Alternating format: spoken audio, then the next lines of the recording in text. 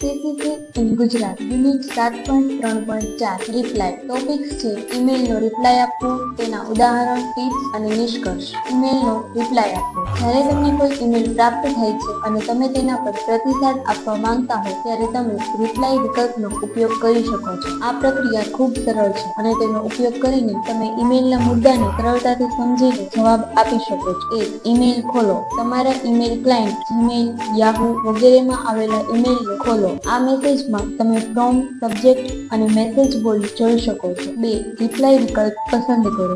Message વાંચી રહ્યા હો ત્યારે તમે રિપ્લાય બટન પર ક્લિક કરી શકો છો. આનો અર્થ એ છે કે તમે માત્ર મોકલનારને જ જવાબ આપશો. Reply all. જો તમે ઈમેલમાં તમામને જવાબ આપવા માંગતા હો તો રિપ્લાય ઓલ પર ક્લિક કરો. આ વિકલ્પ એ સમયે ઉપયોગી છે જ્યારે દરેકને તમે તમારો જવાબ મોકલવા માંગતા હો. 3. મેસેજ ટાઈપ કરો. પ્રારંભિક સંબોધન. મેસેજની શરૂઆતમાં ડિયર અથવા હેલો જેવા નમ્ર અભિવાદનનો ઉપયોગ કરો. Reply content. તમારા જવાબના મેસેજમાં તમે મૌલિક મેસેજનો સંદર્ભ લઈને જવાબ આપી શકો છો. તમને પૂછેલા પ્રશ્નનો જવાબ સ્પષ્ટતા માટે માહિતી અથવા મેસેજમાં પૂછાયેલી કોઈ ચોક્કસ બાબત પર વિચાર આપી શકો છો. વિશ્વસનીય અને સ્પષ્ટ ટોન. મેસેજનો ટોન સ્પષ્ટ અને નમ્ર રાખો. આ વાતચીતના સારા અભ્યાસને દર્શાવે છે. 4. અગાઉના મેસેજને વાંચવા માટે દાખલ કરો. કેટલીકવાર રિપ્લાય પર ક્લિક કરતી વખતે અગાઉના મેસેજનો ટેક્સ્ટ તમારા જવાબ સાથે અટેચ થઈ જતો હોય છે. આ પહેલા મોકલેલા મેસેજને ડિલીટ ન કરો, કારણ કે તે રિસીવરને મદદ કરે છે કે તેઓ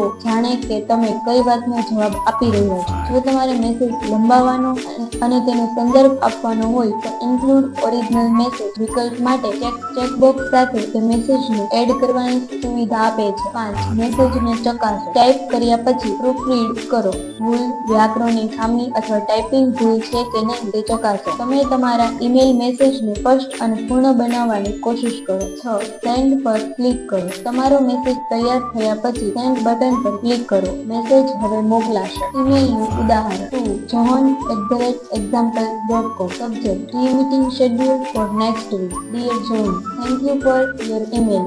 I am available on Monday and Thursday afternoon for the meeting. Let me know if either of these times work for you. Looking forward to the meeting. Best regards. Your name. Tips: વિષય યોગ્ય રાખો. જો તમે reply અથવા reply all કરી રહ્યા છો તો વિષયમાં મોટા ભાગે કોઈ ફેરફાર થતો નથી, પરંતુ જો જરૂર હોય તો તે અનુકૂળ રીતે કસ્ટમાઇઝ કરી શકો. પોઈન્ટ જાળવી રાખ. તમારી જવાબદારી પર ધ્યાન કેન્દ્રિત કરો. મેસેજમાં મલ્ટી ટોપિક વધારે ન ઉમેરો. આદરપૂર્વક પ્રતિક્રિયા આપો. જો મેસેજમાં કોઈ પ્રશ્ન હોય તો તેનો યોગ્ય રીતે જવાબ આપો. સામાન્ય રીતે નમ્ર અને પ્રામાણિક જવાબ આપવાનું મહત્વપૂર્ણ છે. પ્રતિસાદ સકારાત્મક હોય. પોતાના પ્રતિસાદને સકારાત્મક અને મૈત્રીપૂર્ણ રાખ. નિષ્કર્ષ: રિપ્લાય અથવા રિપ્લાય ઓલ દ્વારા ઈમેલનો જવાબ આપવો એ સરળ પ્રક્રિયા છે અને આ રીતે તમે તમારી વાતચીતને આગળ વધારી શકો છો. જ્યારે તમે ઈમેલનો જવાબ આપો ત્યારે તમારો મેસેજ સ્પષ્ટ, નમ્ર અને પ્રભાવશાળી હોવો જોઈએ. Thank you.